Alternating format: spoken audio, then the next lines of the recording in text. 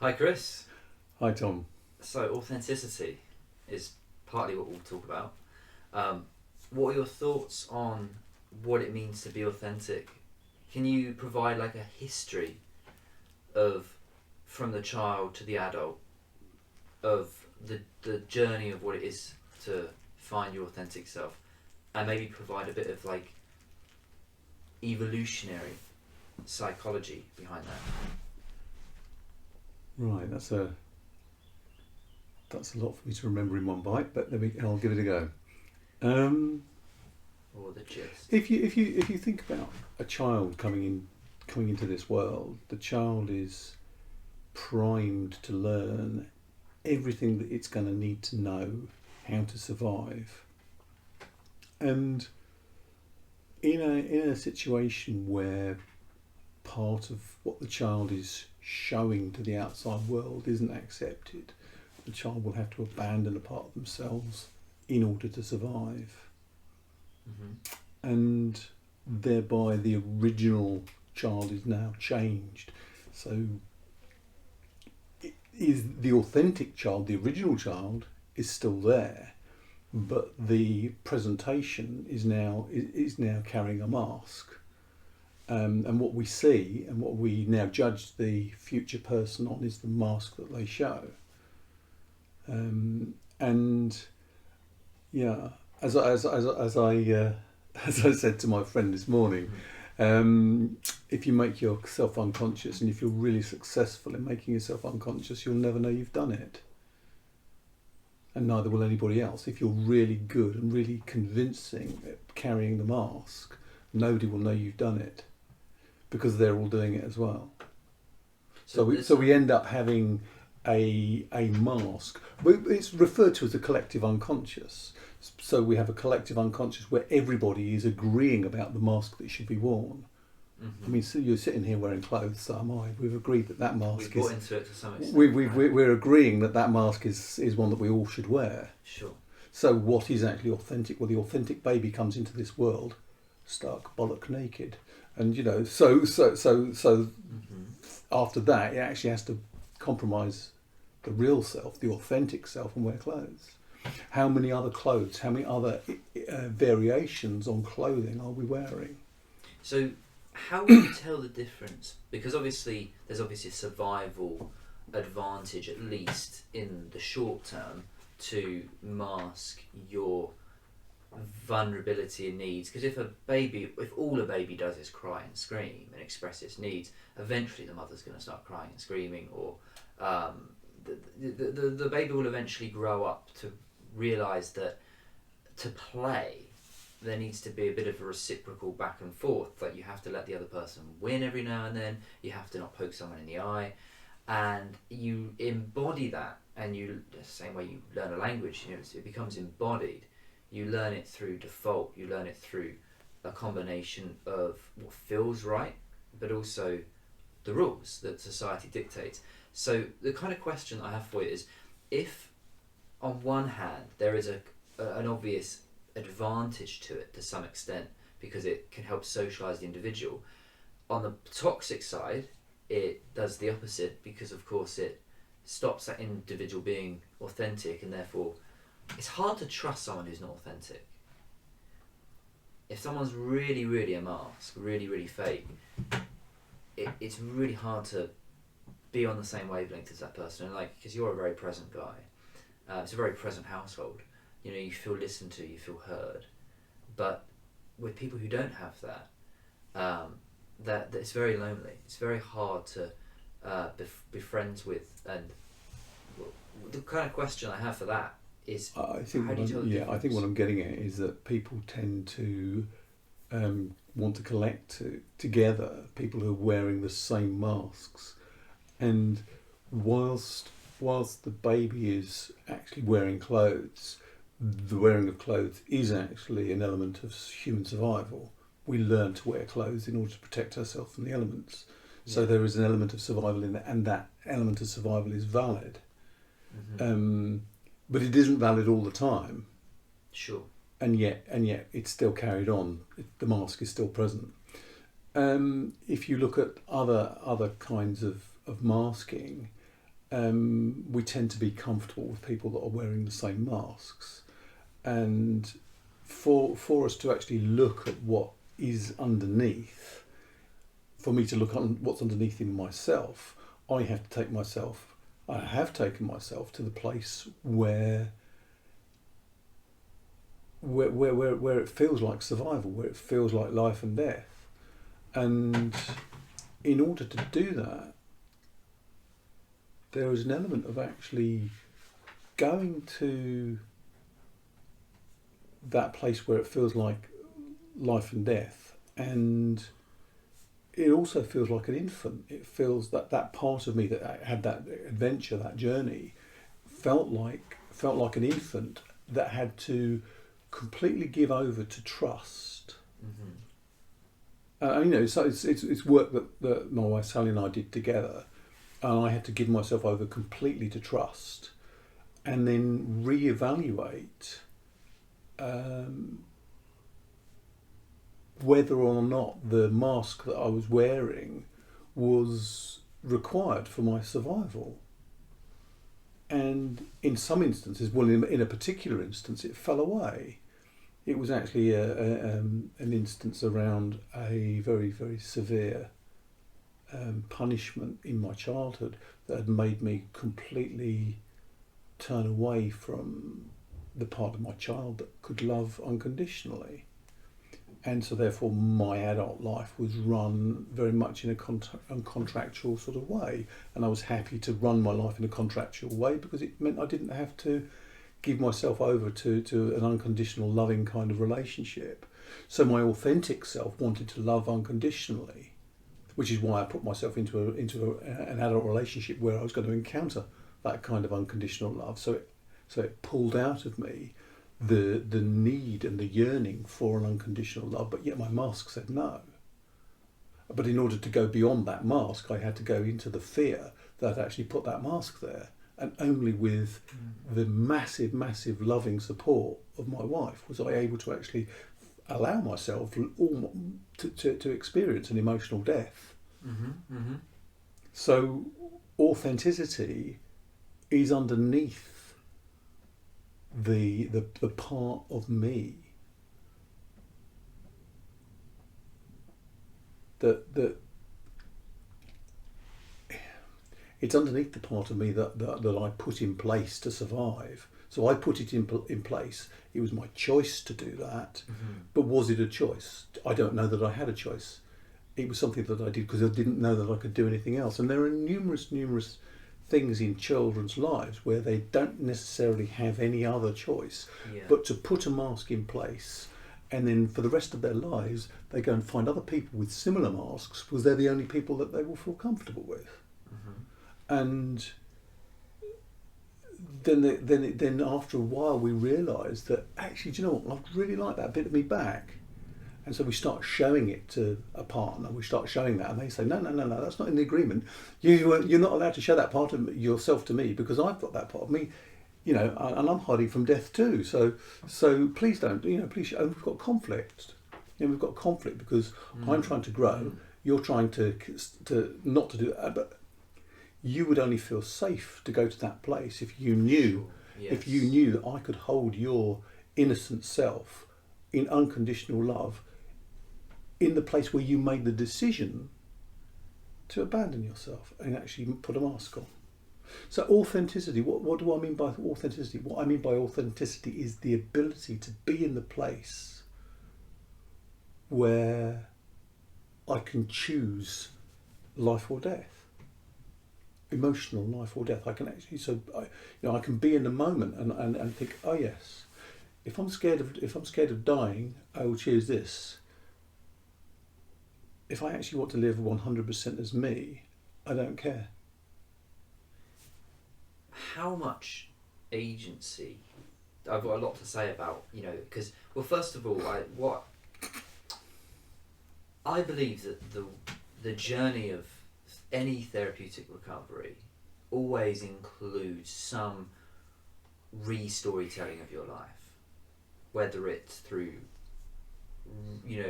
rewriting the story of your childhood so that you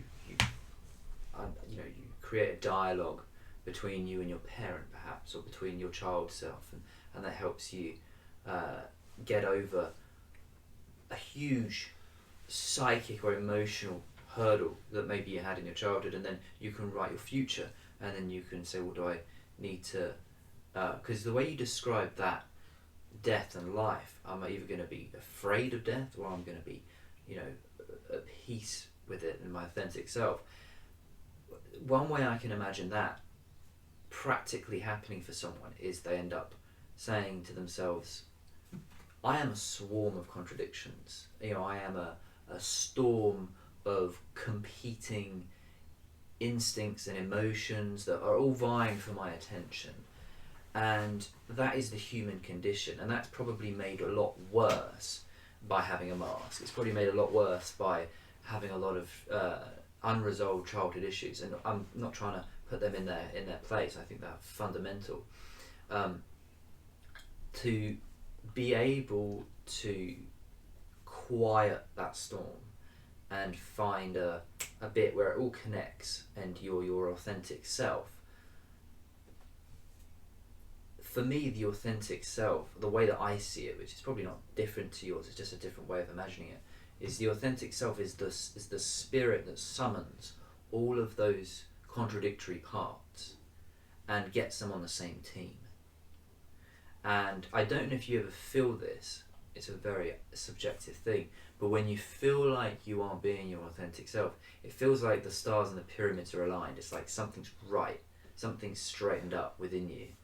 And there's this giddy feeling of, oh my God, when is this going to end?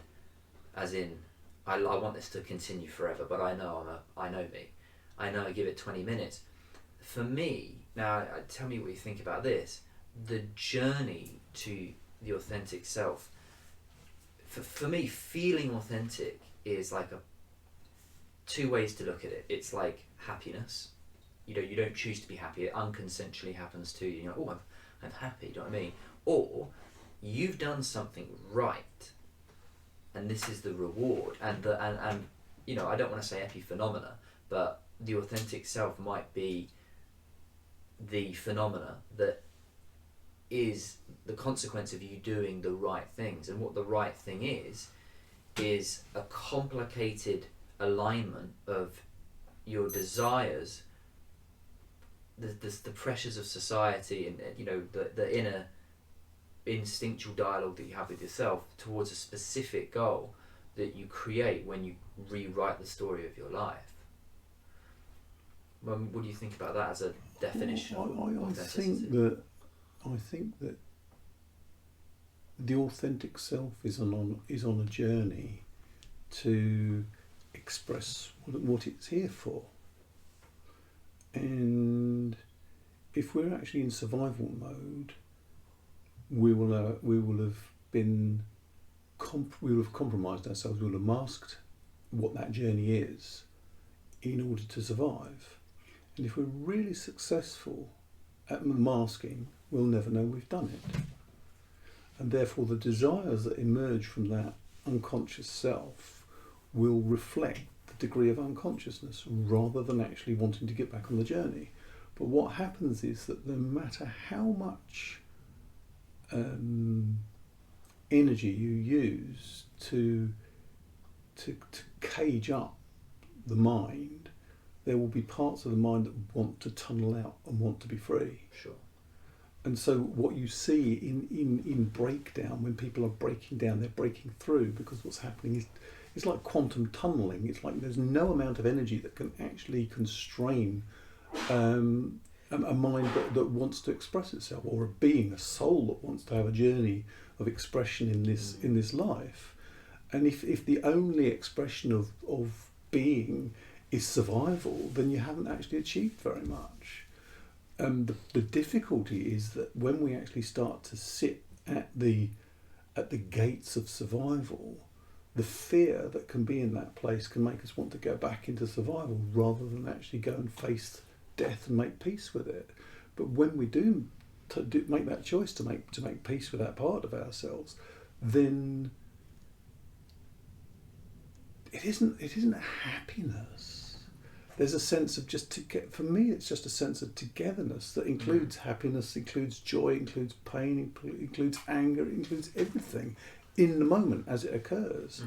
And what you were talking about, the narrative being part of healing and part of the journey of, I think that the narrative is very often the only clue that we've got. That is the shred of evidence that we've got left that there has actually been a trauma that occurred, and what we did at the trauma was we created a mask and abandoned our purpose. So we could talk about this as well, and I don't want to go on a tangent. I'll link it to authenticity.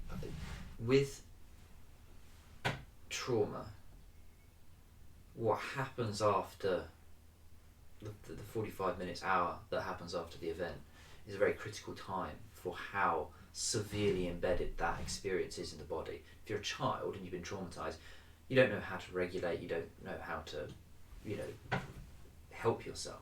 So if a child is experiencing trauma, then that's a kind of a separate issue, because yes, that child is most likely going to come to the world with some somatic entrapment, and they're going to need a therapeutic recovery out of that, whether it's breathwork or pendulation or getting the physical sensation of that trauma out. But I think more often it actually involves being able to find a way of being with the sensations of that trauma. That's part of it. And actually having the opportunity to reinterpret what the outcome is going to be in the light of the new experiences of life and the skills that they've got and the support they've got. Because at the time when they abandoned themselves, they didn't have the resources to do anything else. If you experience something traumatic now, yes, for instance, something, let's not call it trauma, because trauma. Well, let's actually look at what trauma really is. That's a useful thing to do. We can go back to that, because I don't want to do a tangent on trauma, because that is its podcast almost in itself. But with because everyone experiences extreme stress, tragedy. Yeah. You can call it. It might be traumatic, it might be not. But in both cases, what happens after does a lot to. For instance, if you break up with your girlfriend or your boyfriend, big advice is don't get on the booze, don't ruminate, don't text, don't go on Facebook, don't that first 2-3 days is so. That's the difference between, oh, she was lovely, yeah, it was a tough breakup, we got over it, versus, oh yeah, it took me 3 years to recover. I put a lot of emphasis on that window of time between the horrible event and how it's processed and understood. I thought you said you weren't going to talk about trauma. Sure. Well, I think we should talk about trauma. Well, we can, because trauma is actually central to the way in which authenticity develops. Really.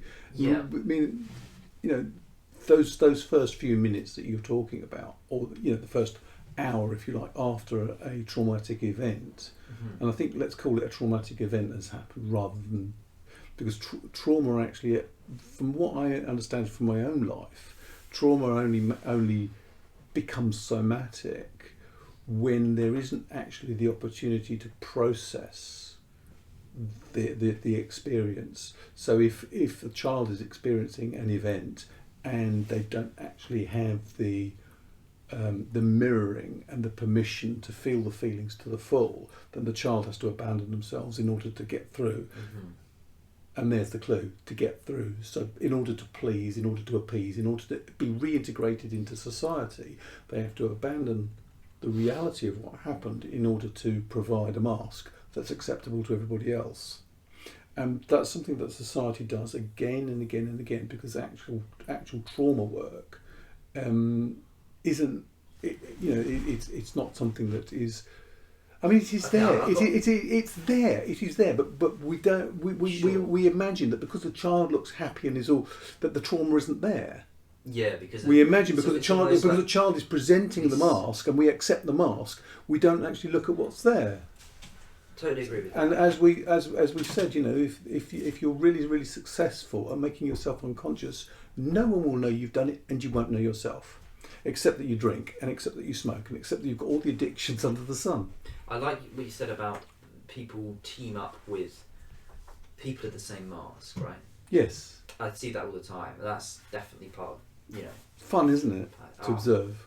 Yeah, I mean, I'm guilty of that. Yeah. I guess everyone is. What, observing it or participating in it? Probably I've participated in it. I've done it myself. Yeah. Observing it now is probably my pitfall, because people watching become more of like a vice of trying to understand what people are. I'm very interested in why people believe what they believe, for instance. That's what haunts my mind half the time, because I'm just morbidly curious about why people... Interesting word, morbid. It's sort of fascination with death, isn't it, really? It's wonderful. But in fact, being curious about that is what will actually encourage you to make the journey. You have to be... it's like being cynical is a necessary stage, but it's not good enough, obviously, because you can stay in cynicism your whole life, but it's better to be cynical than naive, obviously. Yeah, I think in my situation I was naive. I was constantly looking for the ideal, whereas the cynicism actually I couldn't be cynical because I know that I just didn't want to be lonely. That's fair enough. Yeah. So I sold myself and I compromised myself and put a mask on, and then tried to persuade the other person with the who was wearing the same mask as me to go and take theirs off, and I'd take mine off. I'm gonna throw an idea out here, because the way you've described your journey with Sally with the therapy, and your kind of own personal breakthrough of everything we've been talking about, basically, being authentic and discovering the wonder child within you. I can understand why. The problem I see with a lot of modern society, probably the older generation more, because younger people today tend to be on average more aware of what trauma is, but not to the extent that maybe they should. But there is two kinds of... I thought this is what they did all the time. Well, that's how they find out about trauma, though. That's the thing. It's all online. But either way, you have one camp who are like, everyone's traumatized. Everyone should have some kind of somatic therapy on one extreme, and then on the other extreme, and on that side, even not on the extreme side, you're people who think no form of self-help will ever help you unless you deal with the initial mask that is been imprinted on your soul as a child, tattooed on your soul as out of necessity. That has to come off. You need to see what's underneath. On the other side, you have people who think, come on, yes, if you're 10 years old and you experience something horrendously evil, and you're chucked in a cupboard and locked in there to think about it for 3 days, that's grade 1 trauma. But then I guess these more cynical types would say, but come on, everyone experiences difficult things, and isn't part of being strong, I'm not agreeing with this, I'm just devil's advocate, isn't part of being strong the stiff upper lip, the ability to be able to persevere and push through pain while still being able to anticipate a breakdown and respecting it as a somatic phenomenon and being like, I'm going to listen to my body, I'm going to still... Can you listen to your body? Yeah, but where do you suppose the urge to progress through that mask comes from? So, I've admitted to you that I was wearing a mask for a lot of my life. Where do you imagine that the impetus to actually push through that mask, where do you suppose that actually comes from? I feel like there are some people who are alienated by the vocabulary of trauma, because, and I'm not saying that justifies them not talking about it. I think everyone should have some form of conversation in their life, at the least, that enlightens them to it. But my question I really have for that is, what kind of, let's say right now, 10 million young people are listening to this who are very, very sceptical about trauma as a... I don't want to say they're sceptical of trauma. I think you've got it there. I think if you've got the idea that 10 million young people are sceptical about trauma, the reason why they can maintain that position is because of inclusion. Because there's a cultural inclusion that they are actually and they can all agree that they're right about it, and they've got the social media mechanisms to actually converse about it. Mm-hmm. Cultural inclusion actually enables people to all wear the same mask. What prevents you from being able to wear that mask is cultural alienation, which is something which we talked about before. If you remember, I said that I've grown up as a so the difficulty for me was that being neither a white boy or a black boy, so I didn't fit into either place. So therefore, I couldn't actually use cultural inclusion. Well, cultural inclusion failed for me so readily that I actually had to learn as much as I could about everything that I could learn about. And then when survival was even difficult on those terms, then the journey through the tunnel started. Because basically, if you're looking around and looking around, and you're getting the tools and getting the tools and getting the tools, and nothing actually allows cultural inclusion. So you've got to live life without the resources that cultural inclusion would afford. So cultural inclusion affords a certain amount of resource as well. So you've got the protection of cultural inclusion to give you the resources. So if you haven't got that, then you've actually got to turn inwards and find your own inner resources. I've got a question for you on that then. Yeah, and so when you find those inner resources, you learn how to do things, which is what I did, lots and lots of things, and then still cultural inclusion was only available on the basis of what I could do. Mm. Which fitted kind of, because the trauma that I was talking about was one where I put a mask of being contractual, so relationships were contractual rather than loving. Yep. And so the in the place of not having cultural inclusion available, and no matter what the tools are, and whatever I found, I couldn't find a way that made me feel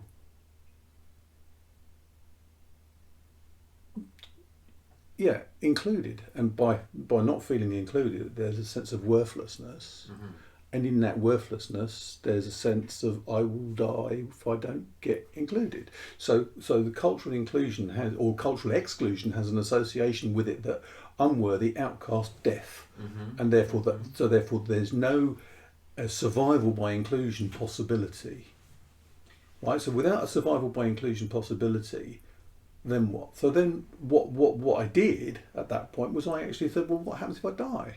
What happens? And I actually allowed myself emotionally to die of the need for cultural inclusion, and that's the tunnelling. Mm-hmm. That was quantum tunnelling. That was okay. So I give up. I actually give up trying to get you people to include me in your society. So I'm going to allow myself to emotionally die to it, and in that process, oh my God. So the total desire to be involved in this citizenship mm-hmm. basically involves me losing the part of myself that's free. So I want to dig into that just a touch. So obviously as a kid you had German on one side, Indian on another. Yeah. Right. So you say you feel this kind of cultural alienation, this sense of like not feeling I did. But obviously as a kid you would have had... Not now. You would have had as a kid surely many qualities that people did like and that were the wonder child breaking through, the authentic self.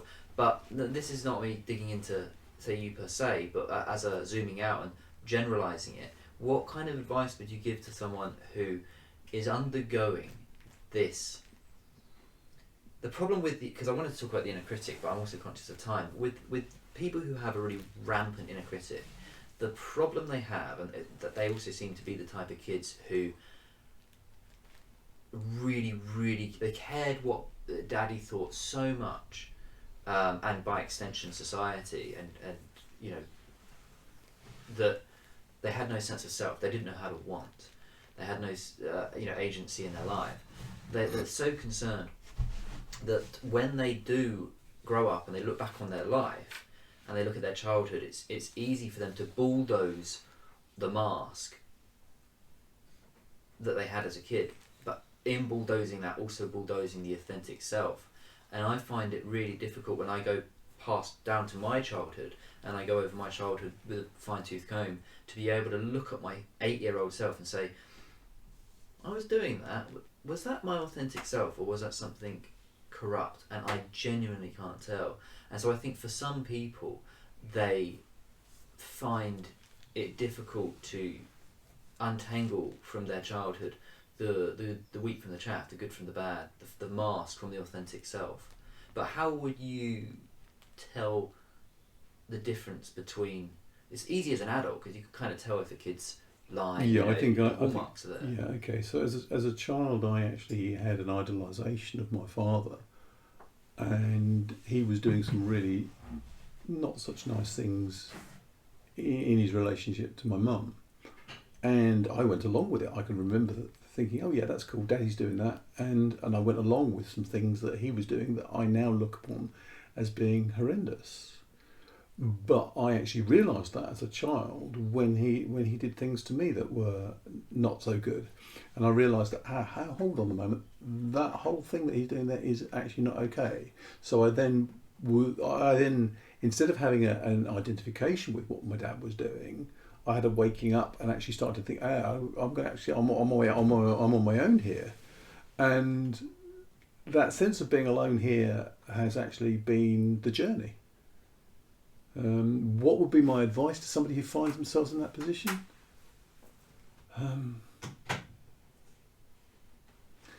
All I can say is I pray for you in my heart, and the pain that you're in, surrender to the pain that you're in, and don't ever turn your back on it. The pain is the fact that there is something wrong that is guiding you towards the truth.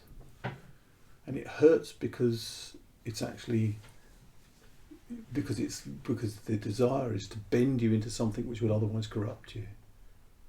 Whilst on the subject of practical wisdom for people, how does someone be more authentic in your view?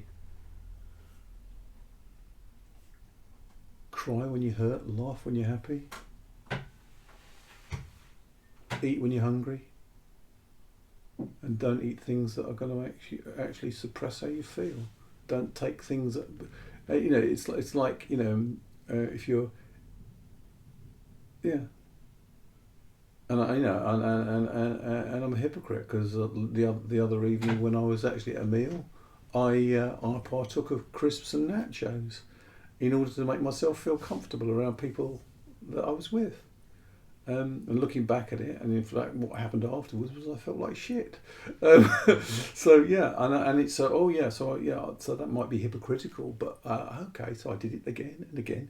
Yeah, I've done it again, and so I'm watching the fact that I'm doing those things and learning from it. So that's another thing that I would say is when you do make a mistake, don't be afraid to admit it, as I'm admitting it here. Don't be afraid to admit that you've made a mistake and love yourself even though you've done it.